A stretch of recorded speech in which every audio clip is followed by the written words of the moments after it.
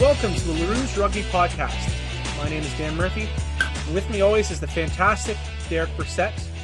And we are actually very fortunate tonight that we have the wonderful Curry Hitchborn, UBC's head coach with the Performance Rugby program. Curry, thank you very much for joining us tonight. We're excited to kind of talk a little bit of rugby. We love having guys like you on the show. Yeah, thanks for having me. Always nice to speak to other people about rugby who don't live in British Columbia.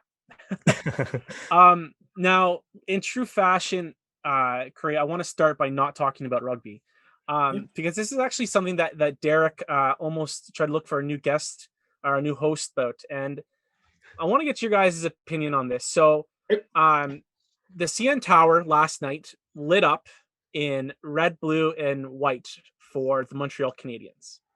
Okay. And it started a little bit of debate with Leaf fans and Hab fans and basically any hockey fan in Canada about do you lose your fan membership by cheering for another team to do well in the playoffs? Absolutely. Or any type of event?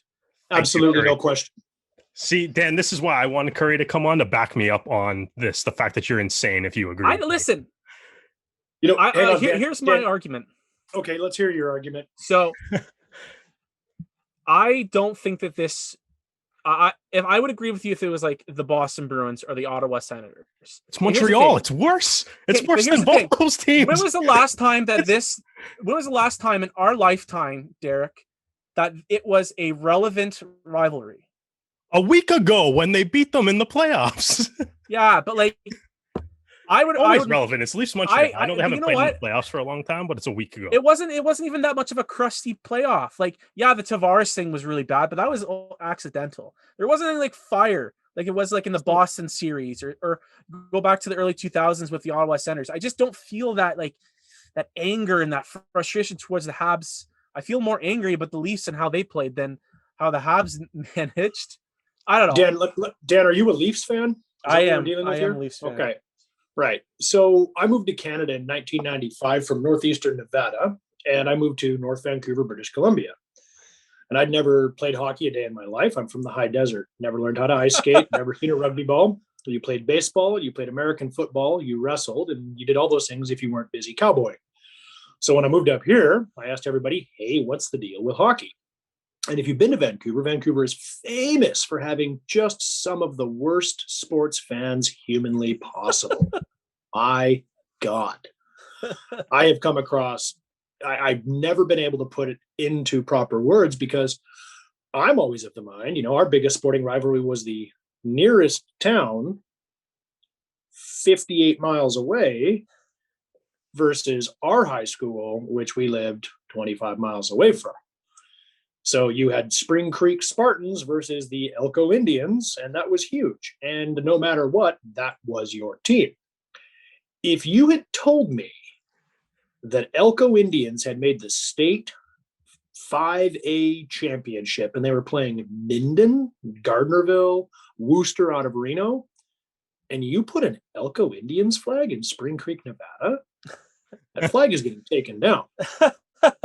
It's a very interesting point you raise, though, because I believe that it highlights a lot of stuff around professional sports in Canada, most notably rugby, and the sense of national pride that goes around whenever somebody from Canada, be it the Raptors, be it the Jays, be it the Leafs.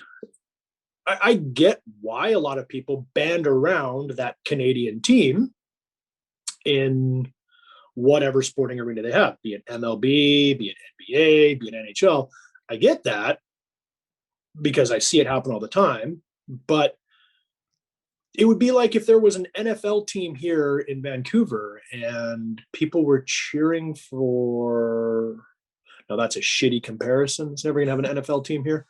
I don't get it. I just don't understand it in any way, shape, or form. I'll cheer for individual players, and full disclosure to both of you, I never learned how to ice skate. I can tell you one rule of hockey, which is offsides.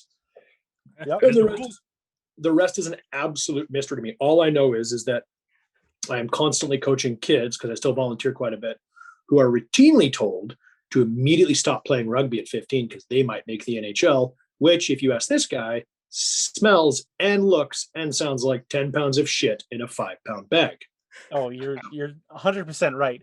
Like this dream that parents are continuing to think they could, if they can just shell the money out, that their son can make the NHL, when there's so many things that half of it's luck, half, a part of it's genetics, like it's Sure, crazy. There's some athletes that miss out on making higher leagues just because they hit puberty at the wrong time. no, totally. You look at the NHL draft, and it seems like a bunch of guys who it looks like a ninth grade boys hockey team. Some of those guys Yeah. don't even shave yet. Not taking anything away from it, and the athleticism required is ludicrous. The skill required is insane. I'm not taking anything away from the sport itself. It just does nothing for me. And when you talk about the costs associated with hockey, that's always been kind of the thing that separates rugby from hockey. But I mean, if you want to make a Canada U18 team, you're looking at shelling out anywhere from $24,000 to $3,000 for a week-long tournament in Chula Vista. Or if you want to make a Canada U18 side, there's costs associated. You want to play rugby for your province, you have to pay to play. So when we look at the relationship of indulgent parents forking out cash based on their dream, their child's dream, sure, I got it. You got to take that risk. And if you have the funds to gamble, by all means. But it's the belief that people wake up and they automatically want to play rugby for their country, or they want to play hockey for their country. Kids are not waking up in Canada, okay, you know what I'm going to do? I really want to make the men's national soccer team. They don't want to do that. They want to go overseas. There's not a kid here, or in the United States for that matter, that grows up going, you know what I want to do? I want to play basketball for America. No, you want to play for the Nets. You want to play for the Lakers. Yeah. You want to play for professional sports. I really struggle with making professional sports part of a national identity. I don't think they're the same thing in any way, shape, or form. I believe that they can serve mutual purposes, but to mix one with the other really convolutes a lot of messaging. And I also believe it turns a good number of people off. I've coached literal thousands of people I've coached in a volunteer capacity, in a paid gig. I've been involved in all sorts of rugby initiatives. And one thing sticks out really clear to me is that at its most base part, guys want to have fun still. Rugby is one of those sports that you still are able to have fun. And if you can get paid to have fun, fucking hell. Like that's the dream. I cannot believe people are paying me money to coach rugby. I can't believe it. You're going to pay me to do this? I've been doing this for free for 15 years. So like, yeah, it's interesting. It is a very North American thing that. No, it's a very Canadian thing. Well, no, sorry, about professional sports being the echelon, the highest tier. Very North American. Agreed. Yes. Of how you you don't like you mentioned. No. They don't dream about joining Canada basketball. It's playing for the Raptors now. Yeah, but if you're a little kid growing up in Merthyr Tydfil, or you're a little kid growing up in Wilmslow, England, or you're growing up in Linlithgow, Scotland, man, if you can get a chance to represent your country. And that's because representing your country leads to professional opportunities. Rugby is a unique sport in that regard. Very much so. Well, you know what? Let's get into the rugby career. And you mentioned you moved up to Canada from Nevada. Our first Nevada. Is, it's Nevada. Nevada. It's not Nevada. It's Nevada. Nevada. Don't worry, Curry. That's not the first word Dan's going to pronounce wrong this Probably, whole podcast. You're not wrong. That's all good, Dan. How did you get started in rugby? What was the first thing that got you, on the pitch? So, my father moved us to North Vancouver, British Columbia, back when it was a relatively blue-collar community. So, and parents are split. So I'd spend some time down in the States with my mother, and I'd spend some time back up here with my father. Wound up going to high school up here, and we didn't have any money growing up. My father went from being a geologist, working for a company called Placer Dome at the time, very, very, very good at his job. And when they shut the mine down outside of Nevada, it was like, well, okay, we can't stay here. I'd have wound up in prison. My sister would have wound up as a teen mother. My brother would have wound up in the Marines, and that would have been the end of it. So they gave my father an option. They said, you can either move to Santiago, Chile, or Vancouver, Canada. My old man flipped a coin, and it was Vancouver, Canada. So I was living in Bozeman, Montana with my mother at the time, just outside of Yellowstone, getting a real good education, just in some outdoor stuff, hunting, fishing, trapping, those sorts of things. And father let me know that we had an opportunity to move to Canada. And I was like, shit, all right. Okay. So I move up here, and dad promptly loses his job. And because we were on student visas, I couldn't legally work. And my mom, my dad's newest wife at the time, she couldn't work. So my dad entered into the consultancy kind of area and said, hey, maybe someone will help me find gold. Here's my resume. Well, my brother and I didn't have a lot of money to play sports, and we didn't have the ability to work and gain. So what we did is we started mowing lawns and shoveling driveways, cash jobs, that kind of thing. We're 6th, 7th grade. And then one day we're biking down quite a large hill called Capilano Hill. And we're biking out to the ocean because, again, we're from the desert. So let's go look at the ocean. Yeah. And we bike right past the Capilano Rugby Club. And unbeknownst to me then, and I know both of these men quite well now, I watched a Richard Bice, if you're familiar with Richard Bice. Yep. Former tight end prop of Canada. Yep. Just going to town with Julio Dakotas. And you wouldn't know the Dakotas family, but they're a group of developers out here, all from North Vancouver. Very hardworking people, Italian descent, and remarkable athletes in their own right. And I just watched two enormous men, just hammers and tongs. And my brother and I, we stopped our bikes, and we're fairly robust children at the time. And I looked at my brother looked at me, and I punched him on the arm, and he punched me on the arm. And then I pushed him off his bike, and he pushed me off my bike. And then a fellow by the name of Josh Bjornsson looked over the bench and said, essentially, cut it the fuck out, you two, what's going on? We're like, what is this? And he's like, this is rugby. So, okay. Well, what does it cost? And he's like, $50. Pay your dues. We're like, dues? Okay. And he's, all you need is a pair of boots. And we're like, boots? Okay, those guys are playing in cleats. He's like, yeah. All right. So went home, told our dad, and this would have been in the springtime, and mowed a bunch of lawns. And then that next fall, signed ourselves up for club rugby and didn't look back since. I was a very awkwardly shaped, angry teenage boy. So it was a real good outlet for me. As I began to grow into my body and really enjoy it, I had a specific job to do on the field, and it got me a full ride scholarship to the University of Nevada. Todd Clever was my roommate. I used to sleep in the same room as Todd. Played with his older brother, Chris. Played against Cal more times than I've coached against him at UBC. It was a really unique time, too, in the U.S. Around that era, as they were just kind of really starting to take rugby a lot more seriously. And they still hadn't a hope in hell of beating Canada. And then, well, we know how this winds up. The tides changed. So I've been here in BC, on again, off again since 95, and haven't left. Last time I left the country would have been in early 2000s, and then went out to Japan. Hadn't traveled in over a decade. And then I said, you know what I'm going to do? I'm going to go to Japan. Whoa. I was not ready for Japan. I digress.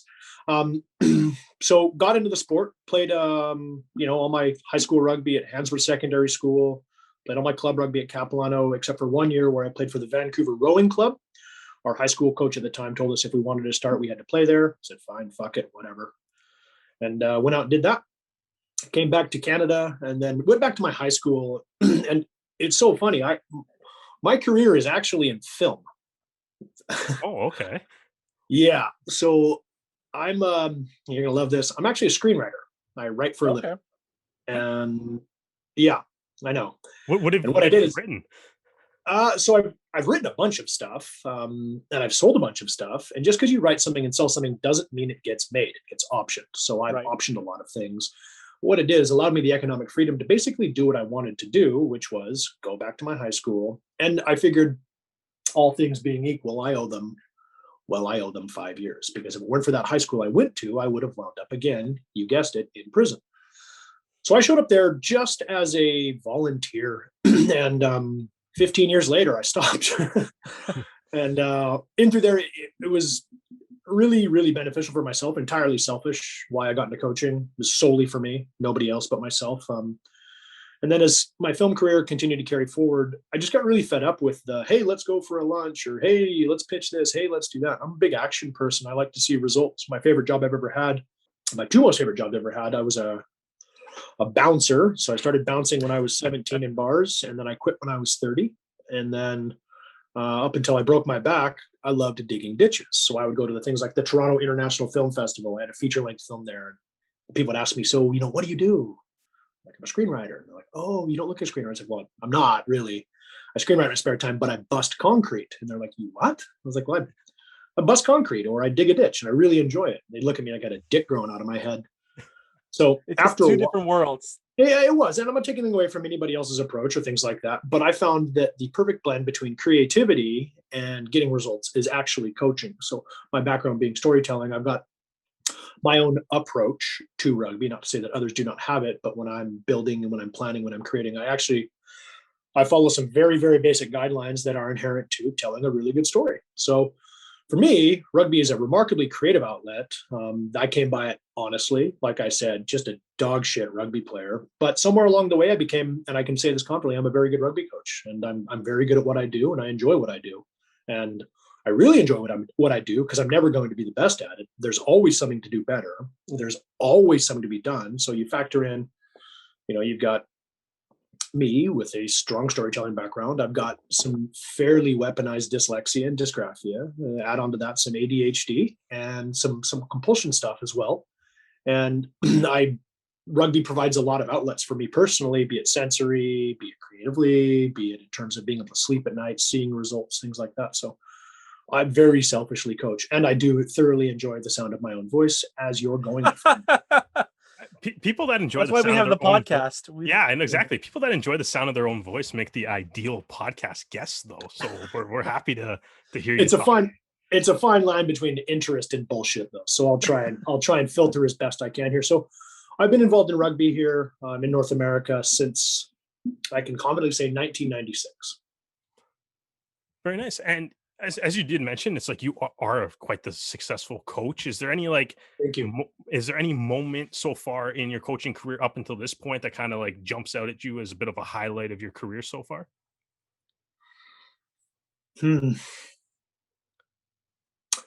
That's a very good question. I don't look at success in the traditional sense. I've been fortunate enough to have been blessed with really good teams and people who have really paid attention to their own internal processes and had some excellent coaching, and they've come to me. So I've coached provincially. I've won six national titles for BC at a U19 level, 4 or 5 at a U16 level, 3 or 4 at a U17 level. I've always just been a big fan of helping out where I can. Most successful moments for me, it would be things like 1 year with UBC, myself and the then co-head coach, Ramsey Slangston. We were redundant. We had been made redundant by our team. And I mean that in the best sense of the word. They didn't need us anymore. They were so dialed in, they were so switched on that it was like, ooh. And for me, it was like, to borrow a literary term, a waking continuous fictional dream, in the sense that I was persona non grata. They didn't need me anymore. And, I've got an ego like a Fabergé egg, but I still know shit from Shinola. And being in a position where people didn't need to hear from me, and they were so empowered and so switched on and so at ease with one another that they could go through. They didn't lose a game that year. That would be a highlight for me, is being made redundant by my own athletes. Another highlight would be one of my proudest moments, and also one of my most challenging moments, was when I was able to put together a professional rugby team that won not 1, but 2 championships in America's second go around of professional rugby. And I did it all from my cell phone while holding down a full-time job. I never once went to a single Seattle Seawolves game. I didn't need to. I didn't really want to be completely frank with you. Got the right people in the room and got the fuck out of the way. And my job is filled with so many different successes that it's really hard to pin down one. Success is contagious, much the same way that uncertainty is. So if you can work towards expectations that would lead themselves towards personal definitions of success, as well as an ongoing promotion of self-betterment, that's my job. So, Derek, to answer your question, there's been numerous. Winning things is always nice. That's the expectation, though. That's the job. It's competitive, and I'm a very competitive person. Very, very competitive. I like that you kind of mentioned the Seawolves, because really, Curry, you were kind of one of the first names when MLR started becoming a legit league, and in a year. Are we there yet? Is it legit? Are we there? Well, yet? Listen, in a year of 2021 where we've seen how many startup leagues die and kind of fumble, and we're now into. Are you talking about rugby league? NARL rugby league, and we saw only 1 tournament so far from the World 10 series.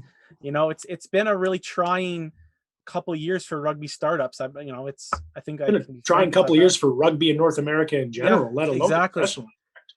Now, and that, so I think it's a good kind of starting point for our discussions about North American rugby is, how do you feel the development of the league has gone? We're now into, the third or the fourth year, taking the a canceled season into consideration. How do you Which feel? part of the league are we talking about, Dan? Are we talking about the administrative process? Are we talking about the 90th version of whatever handbook they're on at an administrative level? Are we talking Let's about just coach say development? kind Are of we just talking about players? Are we talking about fan engagement? Are we talking about budget? Are we talking about making this an endurable product? Take your pick, man. let's talk about kind of maybe the growth in terms of sustainability for the league. I think maybe Sure. that's kind of the best starting point we can go off of. Oh, so you want my opinion on?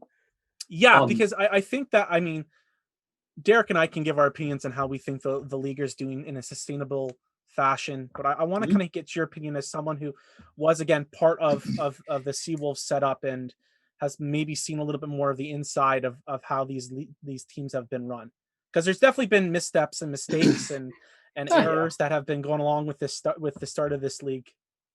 That's going to happen. That's going to happen with anything. If it's anything worth doing is worth doing incorrectly at least a couple of times before you figure out what not to do.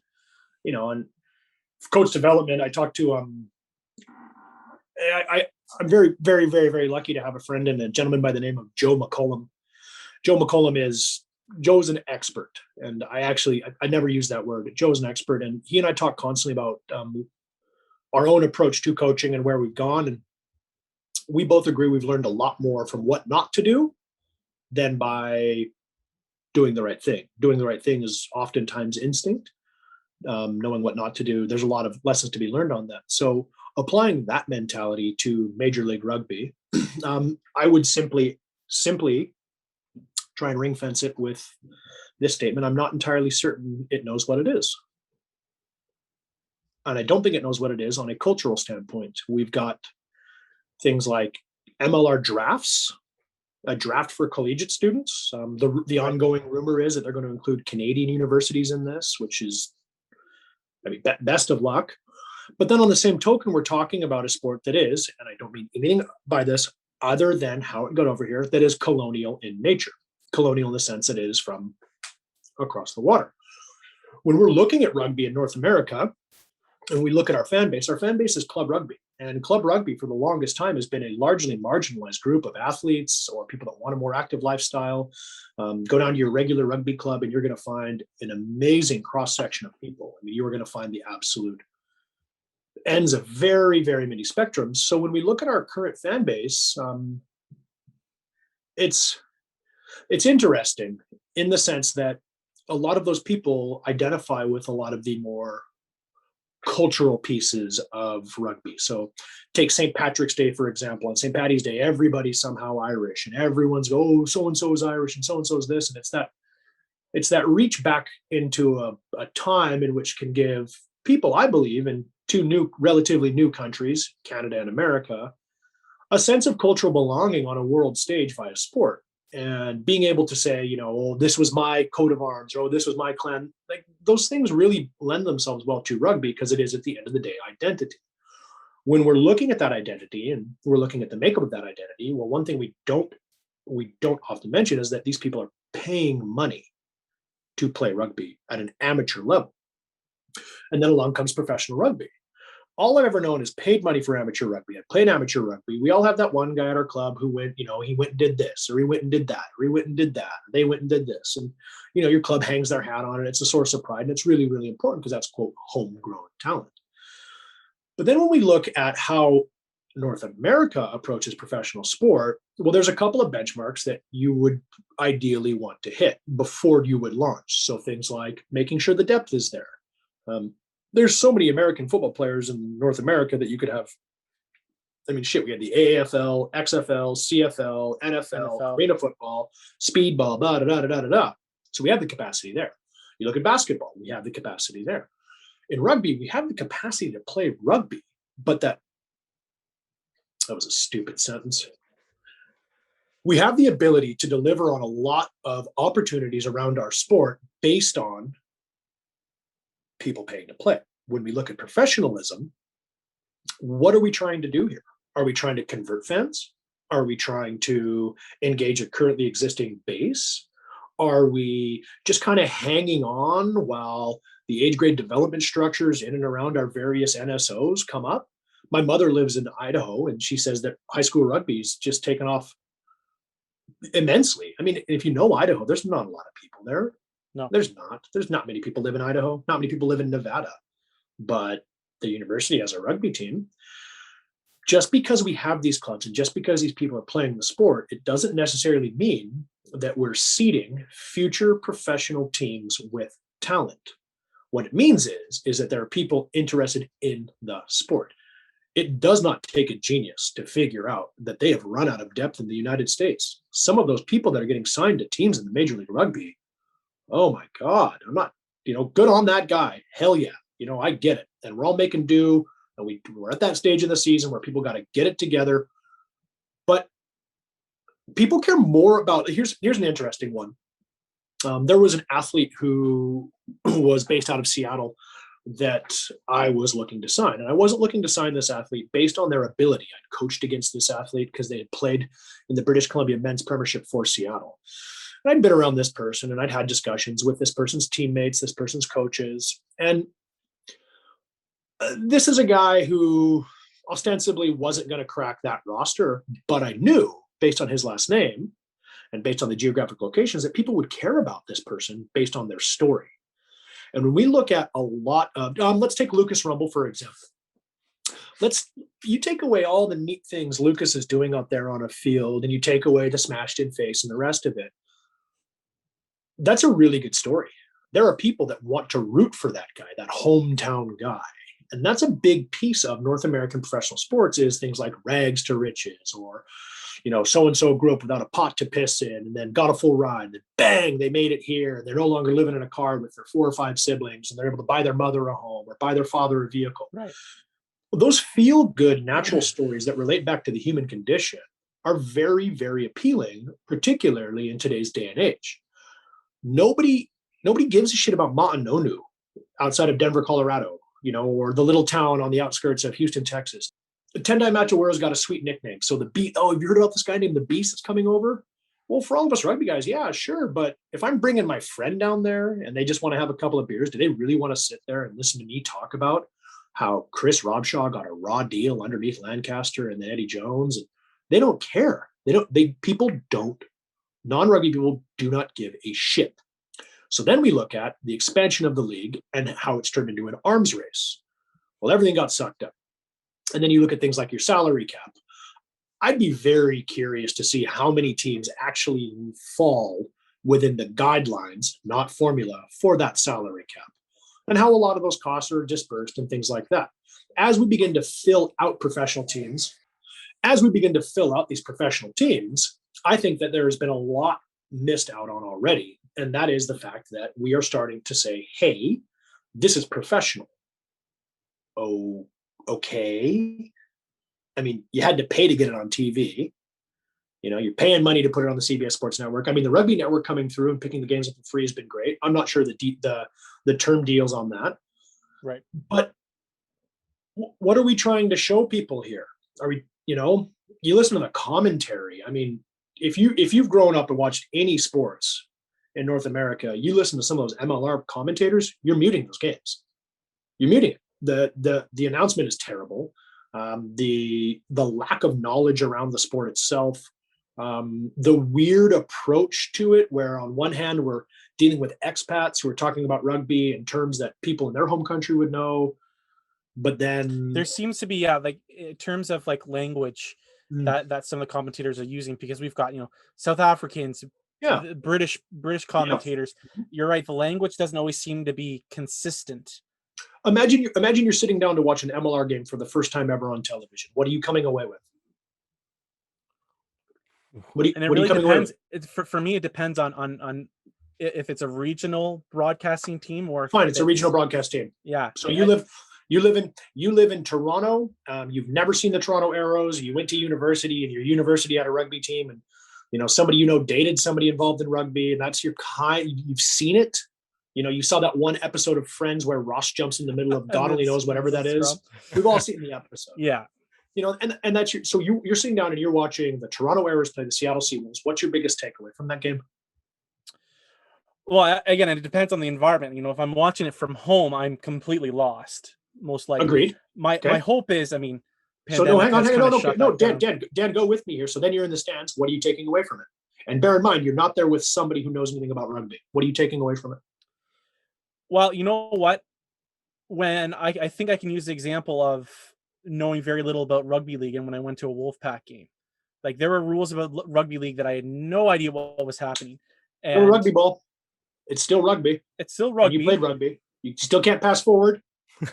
I guess so. I would hope that it would be a fun enough environment that it could be entertaining without knowing the rules. So then, are you going there for the environment, or are you going there for the sport? Probably for the environment. So when we look at the sustainability of this game, this league, and we look at the sustainability of player pools and the rest of it, there's one really big piece that comes out, and that's market research. And is that takes a real diehard rugby fan to want to go watch a game in the rain.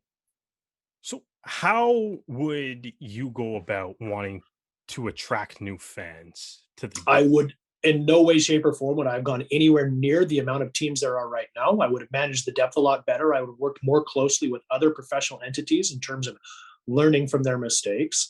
I would have played a way, way, way different style of marketing. I would have made some amendments to the laws of the game. I would have done, me personally, I would have done so many things differently. But the first thing, and this is what I did at Seattle, which is why I believe they were so successful. I mean, we're talking about a franchise that is, in effect, a dumpster fire. They are on their 7th head coach in 3 years. I mean, this is... When you say it like that... Well, what else is it? I mean, no, you're right. You're right. It's just, it's a jarring thought to hear when you really... But you're right, when you think about it, you don't take in consideration those 2 years of winning, but you're right. They went through... Those 2 years of winning. Do you know what my recruitment strategy was for Seattle, you guys? I'll you know what? Here's the cheat code. It's a brand new league, so there's going to be a lot of knock-ons. There's going to be a lot of penalties. So I hired 10 front rowers and 5 goal kickers. Went up front and convert, and that's what we did. We went up. Led the league in scoring for 2 years in a row. But also, based on the fact that the people we had brought in were local and they knew each other, and they were like, "Oh, okay, yeah, I know this guy. Oh, I know this guy. Oh, I know this guy." And then you factor in the fact that Seattle's in a great sport, a great city for sports. They use the same color schemes for all their teams. They really get it. So you take into account that you've got the right people in the room that don't actually need a coach. Sound familiar? Curry's redundant. That's what I'm hoping to do here. They don't need direction. It's not a complicated sport. People want big hits, sweet passes, dudes getting stepped, and massive collisions. There's a lot wrong with that. I understand that, particularly as we adopt a more proactive lens towards player welfare and player safety. But when you look at Seattle, you had a lot of really great people in there that understood how to play the game. You're dealing with a team now that is on their 7th head coach in 3 seasons. So why are we spending money on really, really, really big name coaches? Why are we spending money on people from other countries to come over and coach rugby? This is a large issue, and I believe that Major League Rugby has missed out on this by a good margin. When's the last time you saw something new and creative come out of an MLR game? Something you'd not seen before in terms of attacking shape, defensive structure, lineout variations, set piece. You can make an argument maybe LA at the beginning of the season was doing some interesting stuff, but even then it was still just high talent level, the ability to make those plays where other teams might not have made them. So you're right. It's been pretty consistent. So first and foremost, because the insistence put on the importance of this league by national sport organizations, you would think that somewhere in there, somebody's going to go, I've got a team full of football players, basketball players, lacrosse players, soccer players, wrestling guys, boxers, basketball, hockey, baseball, people who have come from Derek, how many sports did you play as a kid? Rugby, hockey, baseball, lacrosse, pretty much everything except soccer. Never liked soccer. Dan, how about you? Everything but swap out lacrosse and soccer. Football, wrestling, fencing, boxing, rugby, mixed martial arts. Like I was out there, I was doing all sorts of stuff. Yeah. We have people choosing to pick up a rugby ball in this country from ridiculous athletic backgrounds. My God. I get guys that show up to UBC and it's like, well, I was a national team sprinter, but I'm done. You know what? I was going to go to the CFL, but I'm over it. Okay, well, here's a 1-3-3-1. What? Oh, sorry. I mean a 2-4-2. What? Well, that's only on the first phase, because when we begin to attack that wider edge, we actually fall into like a completely different shape. A what? Yeah, you got to pass backwards though, so it's fine. Excuse me? So it's already difficult enough to explain the sport to a lot of the people that a good number of people believe are going to make a conversion over. Newsflash, it's real tough to go from a dedicated American football high school program, prep school, get cut from the NFL because you're a half second slower or you're 3 reps behind a guy, and then get told, well, this is what fifth phase rugby looks like once you've broken the gain line outside your 22. I believe Major League Rugby has missed out on a real good opportunity here to create a playing style that best reflects what the Americas can do on a field. And yeah, the laws stay the same, but every single dude I know plays fantasy football. We're all sitting there, we're watching fantasy football. I coach guys that don't know what a lineout's over, and we're a good program. I'm not knocking these guys, but they've just never been shown. So if I'm Major League Rugby, I'm looking at a number of things. 1, have I grown too fast? 2, why am I growing and what am I growing into? And 3, what's the identity of this? What's the identity of this league? You can't put a flower in Dan, you cannot put a flower in an asshole and call it a vase. We can call things professional all we want. Okay? We can. We do. We do it a lot. And we sit here and we all hop on social media and we talk about this, and we talk about that, and we talk about this. But the reason why a lot of people from other countries are so dismissive of Major League Rugby is because they're watching a group of people who are relatively new to professional rugby trying to play their style of rugby. It doesn't work for me. It's not going to work for me. The Americas need to do something that best reflects their identity. Now, my question to you is, I feel like when a league like Major League Soccer started, people had very similar discussions about this, and that the US was trying to build a brand of soccer that just, they were throwing together Americans coming out of NCAA soccer. They were bringing people overseas to try. What year are you talking? But Dan, what year are you talking about? Do you know when Major League Soccer first got up off the ground? Mid-90s? Something like almost like the 70s, man. Okay. If you look at the Whitecaps have been around since the 70s. Right. Even going to the mid-90s, there's been a couple attempts at it. Major League Soccer faces some huge issues right now. 1, they don't have the capacity to house the guy who they initially said was going to be a part of that league. So in BC, or in Canada, we have the CPL now, the Canada Premiership League, right? Right. So they've already made that adjustment. They've gone, wait a minute, this is weird. Entry points are bizarre. We're not sure what the focus is here, but we're already professional entities. So essentially, it's a real estate long con for a bunch of team owners. Well, who misses out on this? The people that you're initially supposed to house. So then you get offshoot leagues that are much more honest about the product that they're delivering. I think Major League Rugby needs to give itself a good hard look in the mirror and go, right, what are we doing here? So now, saying those things, do you feel nervous about the direction in which Major League Rugby is going?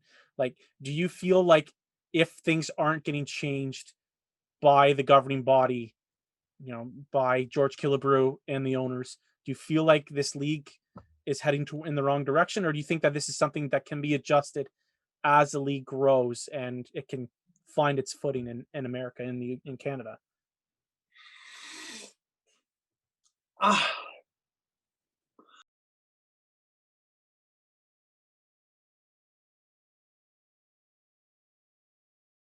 Here's my approach to this. If a guy comes to me and says, I want to play in Major League Rugby, I'm going to do everything in my power to make sure that guy has the best chance humanly possible to make that MLR team. I'm going to help that guy out in my program any way I can. The same goes if he puts his hand up and says, hey, I want to play Canada under 20s. Let's get you there. Hey, I want to play on a national team. Fuck yeah, let's get you there. I don't look at Major League Rugby as the destination. I don't in any way, shape, or form. In fact, people seem to forget this. When this league first started, A lot of dudes were using this as a jumping board to go overseas. A lot of guys enter into this and go, well, you know what, I'll do a season or two here, and then, maybe I'll head elsewhere. Whether that maintains or not, I don't know. But I of course, I want it to succeed. I really do. I really absolutely want this to succeed. I want this. It's an important something. I do care. And I care because it's aspiration based, which is going to somehow maybe get 3 or 4 more kids a year to sign up. 3 or 4 more parents go, oh, it's professional? Oh, okay. A lot of people don't know that the majority of universities in Canada offer scholarships for rugby. We're not U Sport. We have way more flexibility than a lot of U Sport teams do. Right. UBC, we operate under U Sport guidelines, even though we're not U Sport. But I mean, there's so much more going on with our sport in North America than just Major League Rugby. And I think that when we talk about, well, can we fix Major League Rugby? And is Major League Rugby in a free fall? Oh man, that is so cart before horse for me. What's supplying Major League Rugby? Where are the development hubs? How aligned are these development hubs with the aspirations of the people that are handing over checks to play their sport? Do they have national aspirations? What region are they in? And this is the biggest one, and it's always going to come down to this: quality competition. You do not get better playing shit. You don't. And it's a lot easier to keep an axe or a knife sharp than it is to put a brand new edge on a dull blade. As an example, we do very well university-wise. We lost to UVic in Concordia by a point for the University National Championships, but we're a large team and we've got a good culture around ethos around the gym and academics and being present. We went to Japan and we played the University of Cape Town and they put 58 minutes on us in 40 minutes. 58 points on us in 40 minutes, 2 20-minute halves. 100 some odd stitches later, we had a guy whose face was literally smashed in. We'd never seen anything like this ever. And this is a team that was like that year, like 4th in the varsity cup. Okay. So we get out there, we get our faces kicked in, come out of the back end. Our guys are like, what the fuck was that? Was that quality competition? Probably too much, definitely too much for us. Did we need to see it? It's always good to get your ass kicked. Humility is a great thing. Pick your teeth up off the ground, put them back in your mouth, and away you go. But we then come back, and there's such a disparity amongst programs, and there's such a disparity amongst the regions that play rugby. It's hard to get consistent quality competition. I find the same thing with Major League Rugby. Why is it that Houston Sabercats are perennially terrible? You were one of the first ever to hop right out of the gates. Yeah. Why aren't you still bad at this? Glendale isn't even around anymore. Seattle has gone through on the strength of their players that every one of the 7 new coaches have come in and said, no, you're not my guy, you're gone. You're not my guy, you're gone. I'm going to bring in my guys. And then those guys are gone by the next guy. And then, you just eat yourself in the womb over there. Then you look at the Eastern Seaboard. You take a guy like Marty Veal. Marty and I are real good buds. He's an absolute fucking beauty, Marty. I've known Marty for years. Marty's out there at Rugby United, and he's keeping it simple, Simon. He's keeping it real clean, real simple. What are the best games he's going to get in that league? Who is it? And then I grew up playing in this league. What am I going to do? I'm going to go over and I'm going to sign on a what team? Who from Major League name a domestic guy from Major League Rugby that isn't on a national team that you think could hack it overseas? I'm sure there's a few of them. That isn't on the national team? Yeah. Like that isn't an Eagle or Canada? Ooh. Yeah. Because, look, let's be honest. National team selection is not necessarily an indicator of ability. Yeah, for sure. Fair, yeah. Fair as a skin tone. Thomas De La Vega. Okay, so we got a dude from Argentina. Yeah, one guy from Argentina. Okay. Or if we're talking just domestic, oh, boy. See, because I feel like when I'm thinking of guys that would play in Europe, my head immediately goes to like guys like Ben Lesage or something that are obviously on a national team. Yeah. Okay. So let's take Benny. Business Benny Lesage. Guy's an absolute beauty. UBC grad. You'd never know it, man. We hardly see the guy because he's doing a dual degree in engineering and Sauder School of Business. He's brilliant. Ben Lesage is. He's an unreal human being and an exceptional person in every single thing that he does.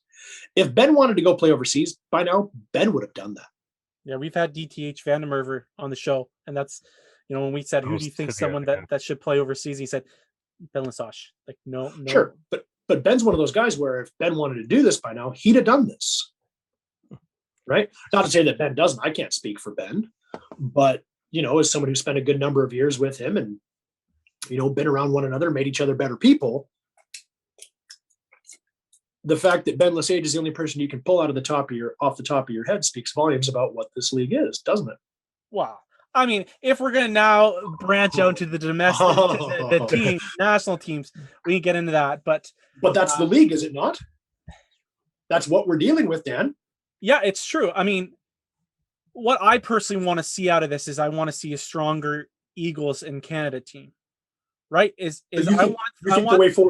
think the way forward on that is Major League Rugby? You think Major League Rugby is going to make a better Canadian and American national program? Well, I think you said it. I mean, you got to have more competition. You have to have stronger competition. I mean, we look at what has happened to the Canadian national team by having less guys play pro. We've got other countries, and the U.S. is part of it, where they're having more and more guys join professional setups, and their teams are just getting better because those guys are playing more. They're getting those skills brought into them.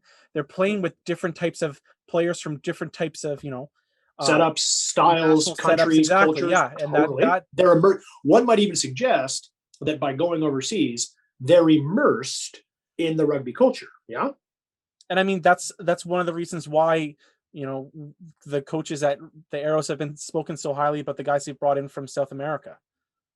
So let's take that line of thought that you've got that right there, Dan. Let's go back to your previous question. What is the purpose of Major League Rugby? Yeah, and I think that's going to be a question for the next couple of years that I think the league and its fans are going to continuously ask. So with that, which is a problem. With that line of thinking, why on God's green earth would I shell out a ton of cash to start a professional team without the answer to that question you just asked? Well, I wouldn't. Yet here we are. So the milk's out of the bottle. And I definitely agree. This level of competition is the best we have in North America. Full stop. That is it. There's no denying this. So then the question becomes, how do we make it better? Well, we have to be patient. So let's be patient. Dan, you yourself said that we're going to make some mistakes. I agree. And we have to make those mistakes. So we have to learn what not to do. What happens when we keep making the same mistakes? What happens when we keep approaching this from all sorts of different angles that necessarily don't mesh with your audience? As an example, if I'm sitting down to write a screenplay, I am not writing a screenplay that caters to 10% of the population. I don't want to make art. That I have no interest in being a starving artist. I have to write a movie that everybody wants to watch. I'd have killed the man to be the first guy to write a Fast and Furious movie. Are you kidding me? So, with that in mind, look at Major League Rugby. Those didn't even do well for the first couple movies, and then they went crazy. You take that back, Derek. It's all about family. Very so, Dan, to answer both of our questions, I don't have the answer. I think that there needs to be a lot more consideration given to the identity, the quality, and unfortunately, playing rugby. Having a bunch of people who play rugby doesn't make you very much money. And there's a finite supply of money in rugby. Yeah. And everybody who's now got a professional team is taking away from another person who may have ostensibly given that money to a national sporting organization. So we've got a small pool of money. We've got a small pool of players. Yet here we are acting like we're just reinventing the goddamn wheel. A lot of people are. Take the approach of the Toronto Arrows. I have a lot of respect for Bill Webb. I know Bill Webb quite well. He's a lot of time for Bill. You sit down and you talk to Bill. Bill talks about rugby, in my opinion, very honestly. He's aware of all of these things, but he's thought about them. He's considered them. His approach is considered. Okay, good for Bill. He's a smart fellow. Is everybody doing that? You would hope so. But what's one thing that rugby's always going to have? Tribalism. We all operate in our own wind tunnel or our own silos and their echo chambers. That's what we deal with. So how are we getting better? Because we're still approaching this like club rugby in a lot of ways. Me first, me first, me first. We all give lip service about how it's making everyone better. And look at this and look at that and look at this. But if I own one of those teams, do you honestly think I'm going to sit there and let you fucking beat me? See, you know what? Is I now want to start a GoFundMe because I want to see Curry Hitchborn as an owner of an MLR team, just so I can hear about the governing, body meetings where Curry is tearing the strip off of the rest of the owners. Well, Dan, I have a certain approach, and I'm aware that I'm not for everybody, and I'm very direct, and I want to be direct because I find that being direct is the best way to show your intention. And at the end of the day, it all comes down to intention. And you can be critical. You're allowed to be critical. In fact, critical thinking is vastly important, especially when it comes to our sport. Too often do we take for granted what's always been there. Too often do we look to the sky and say, so-and-so is going to fly in and fix this, or so-and-so is going to fly in and fix this. And we operate on weird rugby welfare too. When you look at a lot of national teams at an age grade level, and you have to have X amount of players from each province. Why? That's tall poppy syndrome at its finest. Pick the fucking best. Let's get on with this. So when you talk about the governance on these issues, and you talk about the administrative processes on these issues, and you look at how these things get rolled out, it becomes abundantly clear is that everybody has their own agenda, and that's okay. Everyone's always going to have their own agenda. Let me know what your agenda is. Here's my agenda. Let's find where our agendas meet, and let's just work from that commonality. The rest of that's extraneous, and we can work through that as we go along. But we don't have that. Dan, we pursued putting a Major League Rugby franchise in Vancouver. And I'm very happy we didn't. I'm very happy we didn't, meaning me and my partners at the time, because I would not have been able to put up with some of the things that have gone on in the league. And, right. COVID would have sunk us more than like, I don't know what I don't know, but I also don't think Vancouver needs a Major League Rugby team. I don't. Well, I think I want to hear more about this because you did an interview with BC Rugby News, and you talked about you and other head coaches and directors of rugby trying to put together a domestic professional team and program, and you compared it to the Mitre 10 Cup in New Zealand. It's now Bunnings NPC, Bunnings something. It's no longer Mitre 10. They've changed the name again. I didn't even know that Mitre was a company, so I'm going to just play oblivious. And it's pro sports. Everything is sponsored. Everything is sponsored. Yeah. That's true. I want to go into this a little bit because I think this is really interesting because the fans are on Reddit and on Twitter, and Derek and I tend to troll through the Reddit and see what people are. And one of the things that people are constantly asking when they talk about expansion, Vancouver, when is Vancouver going to be a team? And I would love to hear your side of it, and also we really want to hear more about this domestic professional program, because coming from an Ontario perspective, I play university level rugby. Right, the highest I can go is club, tier 1 club, play in the McCormick Cup, play for the Brantford Harlequins, play for the Peterborough Pagans. That is as high as I go. But I think what you are trying to get together is really, really interesting, not only for those guys that are trying to look for something that's higher than club, but it could also be a really interesting stepping stone for further development in the sport, like the U20s, like Pacific Pride, like MLR, so on and so forth. Okay, starting with the MLR piece, it's beautiful in Vancouver. It's very rarely. I mean, if you can live with the rain, you can do. Someday you could ski on the mountain behind me and then head down to the water, and you could surf in the same day. There is a lot of stuff to do in BC. When you look at the amount of time and the cost of living in the city, people have a tendency to want to do things outdoors, things that are free, beach, park, hike, kayak, swim, all these things. To pull people away from that during the time of this season and compete with other sports, hockey, actually just be hockey out here, you're targeting who? Well, you're targeting the BC rugby playing population to start.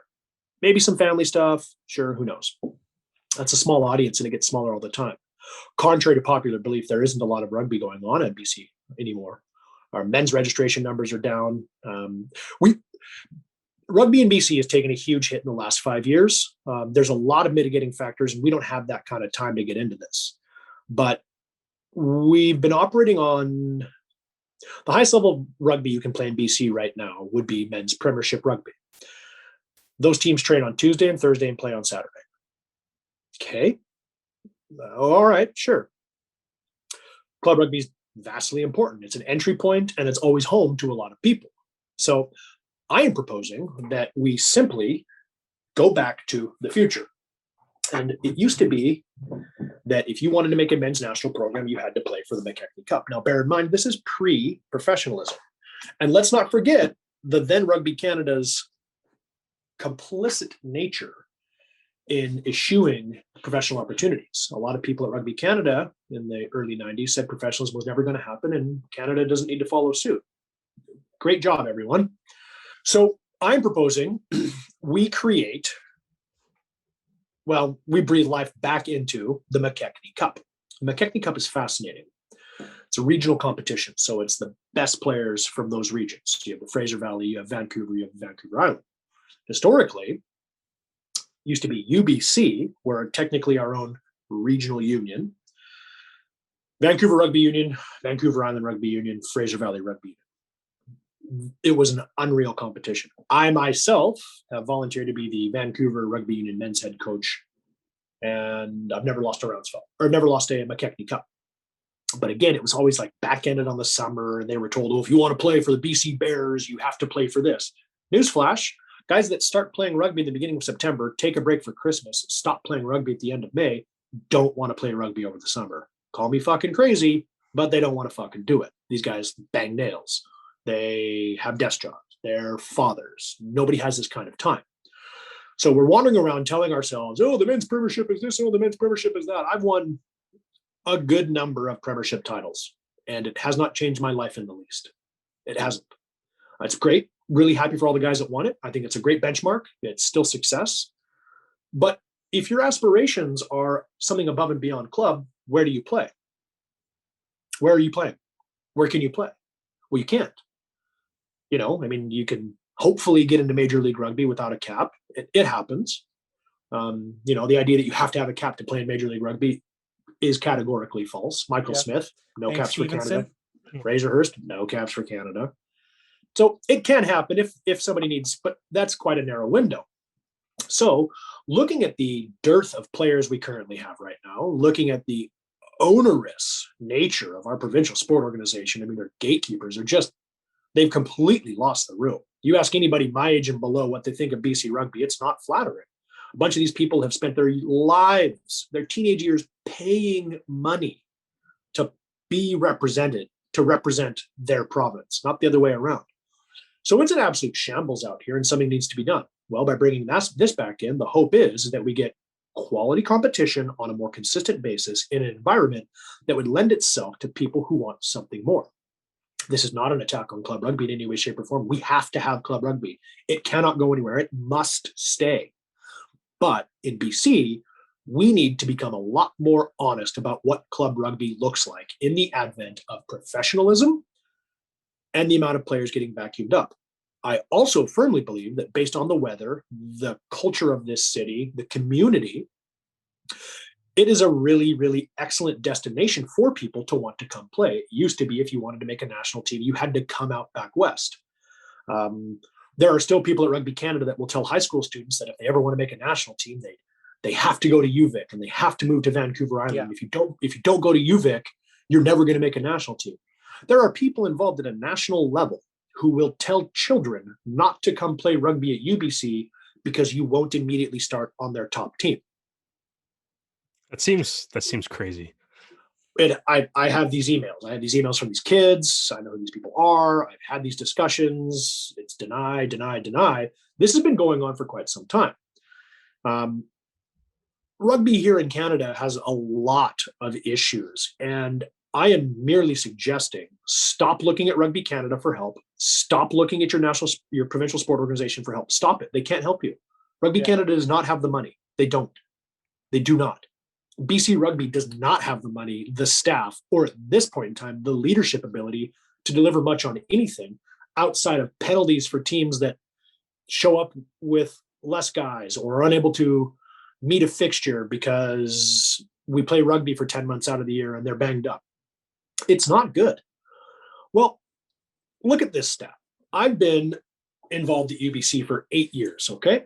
Right. And we'll just take my varsity guys, list of 44. The conversion rate on my time in rugby at UBC, from UBC to men's club rugby, guess how many guys in 8 years I can name right now that are playing domestic club rugby?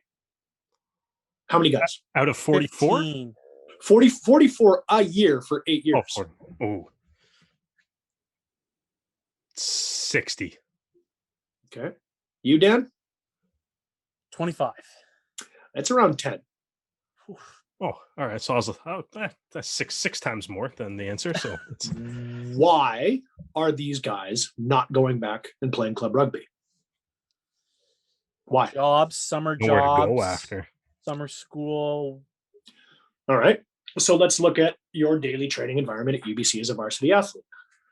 Monday, you lift at 3 or 4. You meet up at the clubhouse. We do film review, and then we go on field. Tuesday is all 4 of our teams on the field. Wednesday is gym, film review on the field. Thursday is all programs. Friday is gym, captain's run. Saturday is games. Sunday is off. Are you connecting the dots here yet? That's a lot of time. That's a lot almost of time, a lot of energy. Professional setup.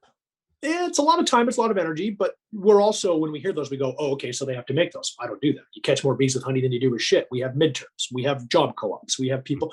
I have varsity athletes who only attend 2 trainings a week because they're part of chemical engineering design teams competing against top-end universities around the world to create more efficient batteries. I need that guy on the field. Yeah. So if I can help that guy be successful in his design team, oh, fuck, immediately. Okay, you're out there making more efficient batteries. Can I talk to you about lineouts for a second? Yes. So that's the other side of this, is that we're school first. I'm not saying what I'm doing is the best. I'm not saying that by any stretch of the imagination, but we're doing something right. So they come out of this and you show up to a club. And I'm not saying this is all clubs, but we've all been at that club practice where you show up and numbers just aren't there. And then you start by you play a little bit of touch, and then your coach shows up, and the forwards go over there, and then the backs go over there. And bear in mind, you paid money to be here. And you're also in charge for your own gym. You got to pay your own gym. You got to pay for your own physio. Some clubs, you got to pay for your own tape. Okay, I get it. But you're helping out your club, and that club got you to where you were.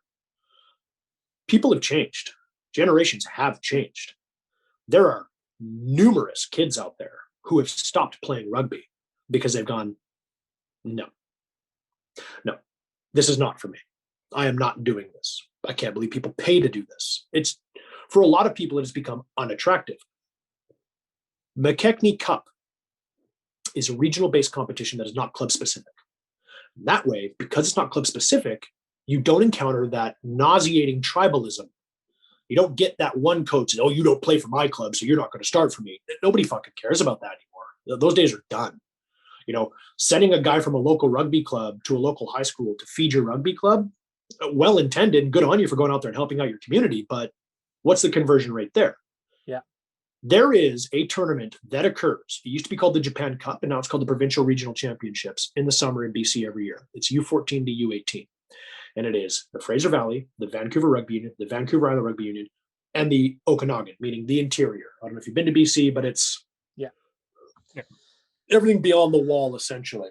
A massive recruitment hub for me, by the way. I cannot wait to recruit those kids. I have to. If you can get a kid who spent spring break in a logging camp and he wants to get a forestry degree, you get that kid. He's seen 2 5s in the same day without the help of designer drugs. He gets it. So kids come out of the woodwork for this. Kids get selected to provincial teams. And it's like, no, I'm not playing provincial level rugby. You don't get $3,600 for me to go to Newfoundland so I can play against, whatever. I'm not doing that. I got my rugby fix at the end of the year. I did this. Well, those guys are all graduating universities now. Those guys are all graduating from trade school now. I've gone out and I've spoken to those guys. I'm not talking to club presidents. I'm not talking to the BCRU. I gave them the option, hey, guys, this is happening. We're doing this. We'd love your help, but we're not asking for permission anymore. Rugby, they have not done what's best for themselves in this space, and they've lost the room. So I can sit around and I can wait for them to go, magic wand, it's fixed. Or we can just get the fuck on with it. Well, taking the most engaging portion, looking at the piece that is directly relatable to sports rivalries, not club rivalries, because a lot of people don't understand that. Well, let's make that for adults. And when I say men, that McKechnie Cup is for men. Directly alongside that is the Ruth Hellerud Brown Cup. So let's take this, for example. There is an enormous amount of Canadian women playing in the United Kingdom. Oh, yeah. These women are paying money to be over there. Like there's, sure, they're getting helped out from their clubs. There's not a lot of money over there, though. Some are doing really well. Some get paid some, but majority, they still have to work. Well, if there was a league in the fall that was semi-professional, streamed games, dedicated S&C, training 4 nights a week with other players, you're going to find a lot of people are going to come back because they want to make a national program. You're going to find a lot of people are going to come back because they want that higher level of competition. If you look at women's rugby out here, you've got 3 clubs. You really do. You've essentially got 2, really, and that's where all the national team players go to. And these are just blowout wins. I mean, I've seen women's scores where you're just like, what the fuck was that? Oh my God. And nobody got better. Nobody got better. Well, I believe quite firmly, and so do a large number of people, that the reemergence of a McKechnie Cup and a Ruth Hellerud Brown Cup will become a destination. Great. But again, it doesn't really answer the question about our domestic athletes and why they're no longer playing rugby. Well, give them the opportunity to try the sport for their city. Give them the opportunity to try the sport for their region. Give them the opportunity to reemerge back in that sport with their friends from all other places inside that region. Let them pick a club. Let them come through. Let them play with those people. Form some relationships. Get to know a coach. Unlock something about themselves. Regain some confidence. Improve their own self-image, or how they view themselves. Get them to engage in a more positive inner dialogue, get away from irrational self-talk and get into positive assumptions about their own future and the future of our sport. Creating those environments, I find absolutely fascinating, and we have it. But, and this is really interesting, is if you look at the bylaws in BC in relation to how people pay, who has a say in what, somewhere along the way, it got flipped around. It all got flipped around. And, you've got the Rugby Canada motto. I think it used to be like as one, and then like 15 other countries adopted it, or Canada adopted. I don't know. Community to country. Okay, well, it's well intended, and I get that. And Rugby Canada, they have to care about this stuff, but they can't manage it. So now what we're talking about is we're talking about something that is separate from provincial, something that is separate from national, something that is separate from professional. And what it is it's sport for the sake of sport. Okay, and it's rugby for the sake of rugby. And the only allegiance you have is to the city you live in. Well, that's an easy sell. That's a really easy sell. I mean, some of the greatest sports rivalries are because somebody lives on the other side of a river. This is easy. It's really hard to explain to somebody new to the sport why Burnaby and Capilano don't get along, why James Bay and the Castaways don't get along. It just, when people sign up for a club, they sign up for that club's past, present, and future. And the golden rule is never pack more than you can carry. I just want to play sport, man. That's it. I don't want to get tied up in this. I don't want the politics. I want to go with my buddies. I want to smash people. I want to do it. I've been speaking directly to UVic grads, BC-based Queen's graduates, UVic grads, Trinity Western grads, Simon Fraser University grads, guys that came through age grade club systems, went on elsewhere, and then for whatever reason are stopping. And they said, the only reason I stopped playing rugby is because A, I had a real hard time paying for that atmosphere, and B, it just wasn't fun. Okay.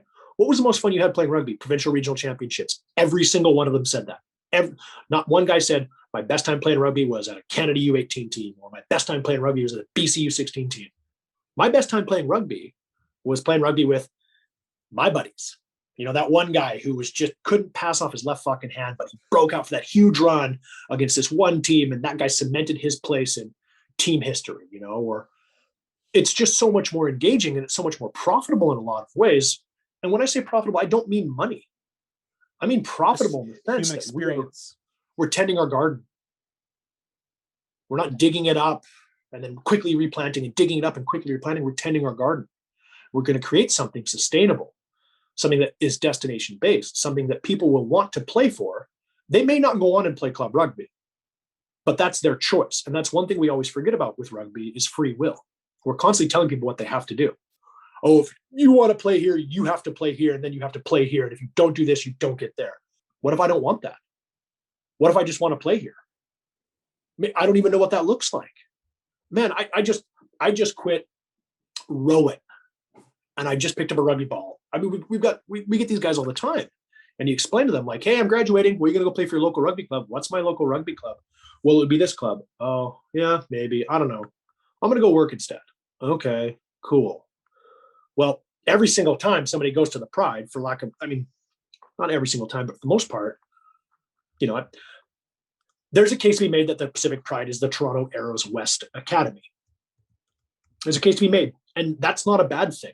You know, Bill Webb and his group are creating an opportunity for people who have been selected via national team selectors, and you know, guys like Jamie Kingsley, Phil Mack, Henry Paul. These are all very good people. They're very, very good men to a man.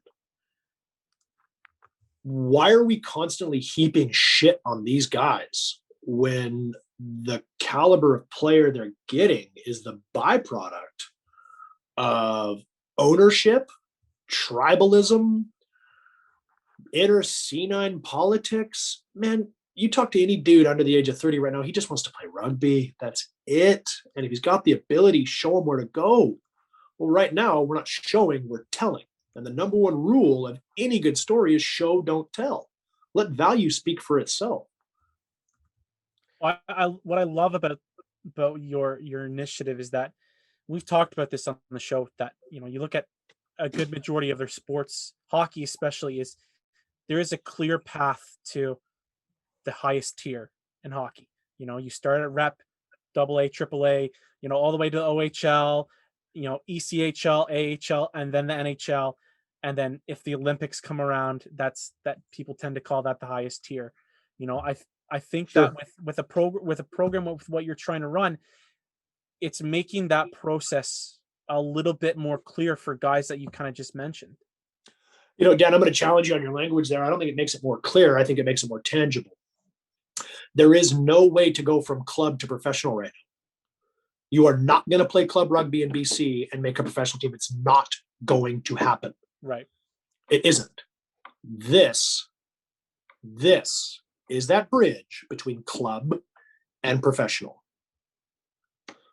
In BC, I can't speak for the rest of the country. You guys already kind of do this. You got the ECL, the East Coast League. You know, it's fucking great. I mean, you've got provincial teams from Maritimes. You've got Quebec. You've got Ontario. You guys are literally doing this. Yeah. We have the same amount of numbers playing. And when I say that our numbers are down, like, don't get me wrong, we still have a lot more numbers than, say, Manitoba, Saskatchewan, maybe Alberta. Definitely based on geography alone and population density. Of course, we're going to have more than a lot of the Maritimes. Probably not as many as Ontario. But again, Ontario approaches rugby in a really, really, really unique way unto itself. And I can't speak to that. I don't live in Ontario. Yeah. I don't play in Ontario, I don't coach in Ontario. When you look at BC, years ago, there was a need for this. And there's a perceived sense of ownership of our sport out here in BC. And a few key people think that they decide what rugby gets to look like. And for me, what's always appealed to me about rugby is that as a poor kid growing up, I could play rugby. I could be included. And I wouldn't have been able to do that without my club. I need my club. I have to have my club. That's that hook. If I'm the BCRU, I put all my attention where it's supposed to be, which is the development of youth rugby players, retain them, engage them, and commit them based on their own actions. You talk about hockey being very clear in terms of its pathways as well. Rugby, very clear. High school, club, region, province, national team. That's how it works, right? Right? Well, but that's the pathway. How many times have we heard the word player pathway? I don't have a problem with the player pathway. I have a problem with the trajectory of the player pathway, bottom to top. Take that, and instead of start here and go bang, bang, bang, bang, put it on its side. Put it right on its side and treat it like a buffet. Great. I'm going to do regional. Like create a bunch of options then. Exactly. Stop telling people how they to do have to. things. Exactly. Create the opportunity and let the value speak for itself. Again, show people, don't tell. Well, Curry, we really appreciate you taking the time, and really, and again, both of us are Ontario guys, so having you break down some of the things that are happening across our country in the sport has just been an amazing opportunity for us. You don't hear a whole lot about what happens, and I think it's a shame, and that's why we want to have more guys like you on the show, because we want to hear more about how rugby is developing or devolving in the country. So thank you for taking the time to have us on the show. Well, thank you for having me on your show. Like I said, I love the sound of my own voice, so this has been very great.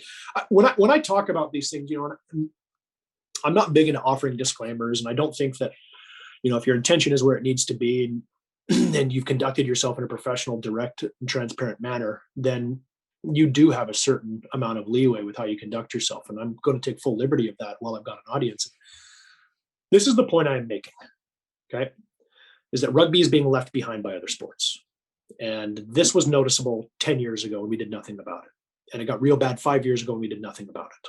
And I'm only talking about British Columbia. I can't speak to any other provinces and I won't speak to any other provinces. That's not my business.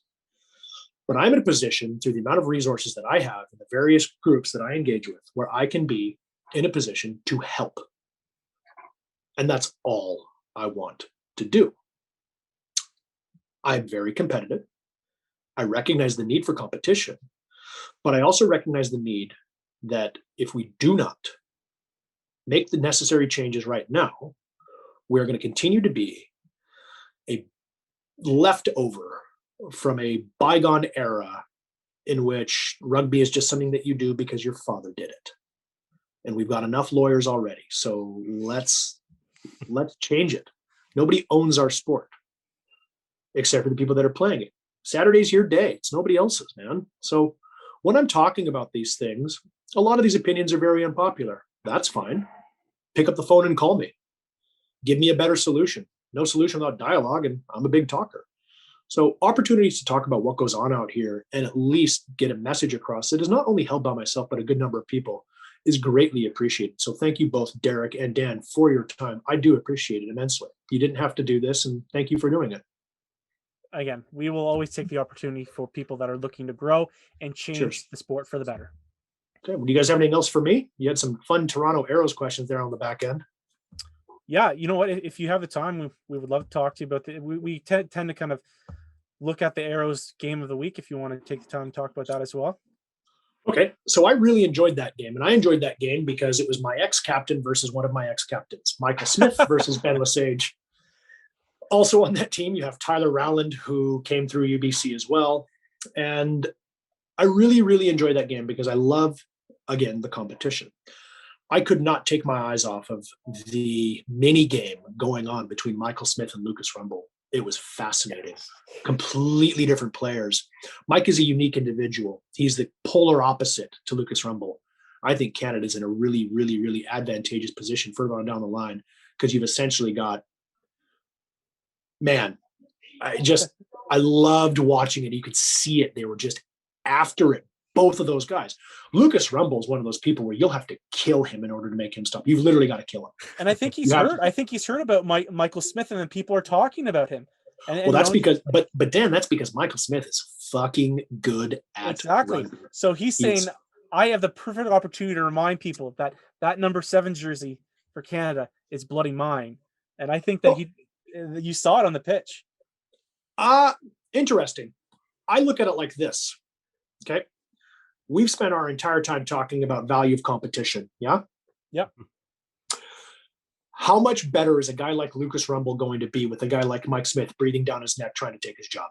Oh, better. And I agree with you. So look at the intended consequences of the MLR. And I think that's a strong takeaway is that we do get that battle for spots at a national level. I'm not talking about anything else other than that's my goal. I want that. Michael Smith is a completely different player than Lucas Rumble. I don't know Lucas Rumble from Adam. I probably said 2 words to the man. I really enjoy watching him play rugby. So when I look at that game and I look at how it all went down, how it all shook out, Toronto's clearly got some injury issues right now. You got to feel for the guys. I mean, a very close friend of mine lives in Atlanta, Georgia, and I put him in touch with Bill and the guys. I'm like, hey, man, like, if you can get these guys into your pool, you can get these guys up for a barbecue and then get off their feet, please do it. It can't be easy what they're doing. You know, I mean, you're a Canadian company in the United States. You're not allowed to sign people. But they're doing it. And I think that's really, really important. And it speaks really, really well to the people that put that jersey on weekend in, weekend out. I don't look at things like score lines, you guys. I don't. It doesn't interest me. Sure, you won, great, fantastic. That's your job. I really like to see what goes on in between. And a lot of those micro battles and those games in the games, for me, it was that Rumble Smith battle. And I think Michael Smith showed well enough. You can take this to the bank. I'll bet you both $1,000 right now. Michael finds himself on a roster headed over to the United Kingdom. Oh, well, I would take that if I wasn't a podcast host. And yeah, I have to redo my kitchen this summer. I'm okay with not betting not losing $1,000. No, I'm not saying he's taking Rumble's job. I'm not saying he's taking Heaton's job. That's not what I'm saying. But I bet you see Mike over there. Yeah, Canada's in a good spot right now. You know, like, people got to be patient. People got to figure it out. Give Kingsley the time of day. This is the only national team men's head coach that's ever picked up the phone and called me at UBC, ever. And he didn't call just once. He's in constant communication. This is a guy who is putting the time in to identify.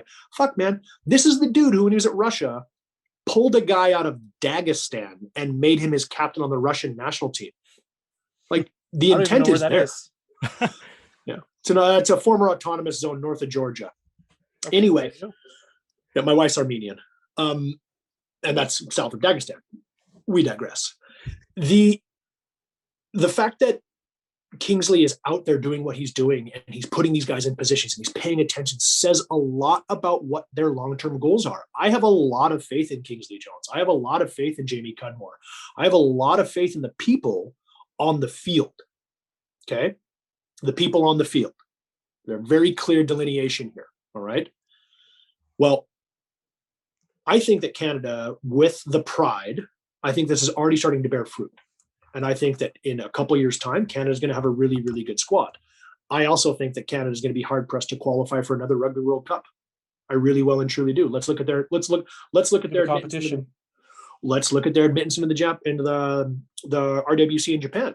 Well, if Romania hadn't been caught cheating and Belgium hadn't been caught cheating and Spain hadn't been caught cheating, does Canada make that Rugby World Cup? I hope so. I will and truly do. Yeah, but they have to play one of those teams and not Germany to do it, right? Yeah, exactly. Yep. Because I know it's like Michael Smith kind of made his debut. He had that brief 2-minute appearance. Had a breakdown steal and a couple tackles in his 2 minutes. It was pretty awesome. And then you put out like the hashtag like free Michael Smith, and now he's playing. Yeah. And now he's played, I think, a couple, like he played like a one, he got a full 80-minute shift in a couple of games. He played 60 minutes last week against the Arrows and stuff. How like happy do you get watching those UBC guys like Smith or Lesage like playing well in Major League Rugby in at the pro ranks? Like how much, I guess, like pride or whatever do you feel in the guys that kind of have gone through your programs and are now succeeding at like a professional level? No matter what the people do that come through my program, no matter what they do, they're always going to have my respect, and I'm always going to be proud of them, no matter what they do. If you played men's third division rugby for me, I know your name. I know your position. I know what high school you went to. I know what your interests are. I make a genuine attempt to get to know these people for what they are, which is people. We just happen to have a shared interest in rugby. When I see people like Ben Lesage or Michael Smith or Fraser Hurst, who's still at UBC, but plying his trade in Salt Lake City, I'm incredibly proud of them, not necessarily because they're, playing professional rugby or things like that, but because they're doing things that they set out to do.